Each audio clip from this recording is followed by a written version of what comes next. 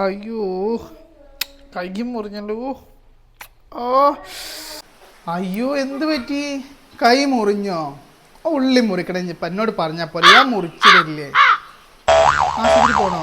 നമുക്ക് ആശുപത്രി പോകാൻ നല്ല വേദന ഉണ്ടോ?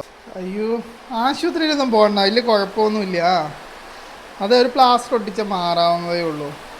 അതല്ല, എനിക്ക് ഡ്യൂട്ടിക്ക് വേറെ പോകണം. എന്താ ചെയ്യുക? കുഴപ്പമില്ല, ഞാൻ ഓഫീസിലേക്ക് വിളിച്ചു പറയാം. നിങ്ങൾ ഈ അവസ്ഥയിൽ ഇനി ഓഫീസിലൊന്നും പോകണ്ട കേട്ടോ. ഞാൻ വിളിച്ചിട്ട് ഓഫീസിലേക്ക് പറയാം. ഇവിടെ കൈ മുറിഞ്ഞിട്ട് ഇനി ഓഫീസിലെ പണിയെടുക്കാൻ വേണ്ടി പോകുന്നു. ആ മുറിഞ്ഞ കൈ കൊണ്ട് വീട്ടിലെ പണിയെടുക്കാൻ തന്നെ വൈകുന്നേരമാവും. ഇനിയാ ഓഫീസിലെ പണി.